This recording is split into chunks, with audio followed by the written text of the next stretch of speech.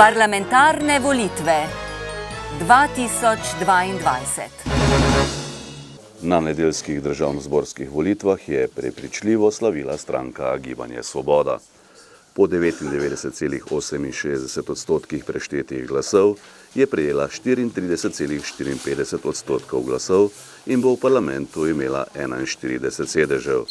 Sledi Slovenska demokratska stranka s 23,53 odstotkov glasov oziroma 27 mandati. V državni zbor so se uvrstili še Nova Slovenija z 8, Socialni demokrati s 7 in Levica s 5 sedeži. Volilna udeležba je bila 69,71 odstotna, kar je največ po letu 2000. Na dokončne neuradne izide parlamentarnih volitev bo sicer potrebno počakati do 3. maja. Novi državni zbor pa se bo na ustanovni seji predvidoma sešel 10 dni pozneje, torej 13. maja. V volilnem okraju Slovenska Bistrica je največ glasov, 5824 oziroma 33,30 odstotkov, prijela magistrica Karmen Furman iz Slovenske demokratske stranke, ki bo tako tudi v prihodnjih 4 letih poslanka državnega zbora. Na drugem mestu je Vesna Skrbinek iz stranke Gibanje Svoboda, 27,84 odstotki glasov.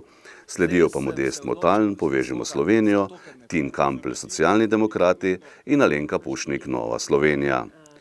Volilna udeležba v volilnem okraju Slovenska Bistrica je bila 69,78 odstotna. V volilnem okraju Maribor 1, kamor po novem spadajo Spodnja Poskava, Pragersko in Zgornja Poskava, je poslanec postal Tomaž Lahi iz Gibanja Svoboda, ki je prejel 37,63 odstotkov glasov. Druga je Barbara Klajderič, Slovenska demokratska stranka, z 22,32 odstotki glasov, sledijo pa Nastja Trajkovič, Socialni demokrati, magistrica Monika Kirbič-Rojs, Povežimo Slovenijo in Andrej Šauperl, Nova Slovenija. Volilna udeležba v volilnem okraju Maribor 1 je bila 70,22 odstotna. Parlamentarne volitve 2022.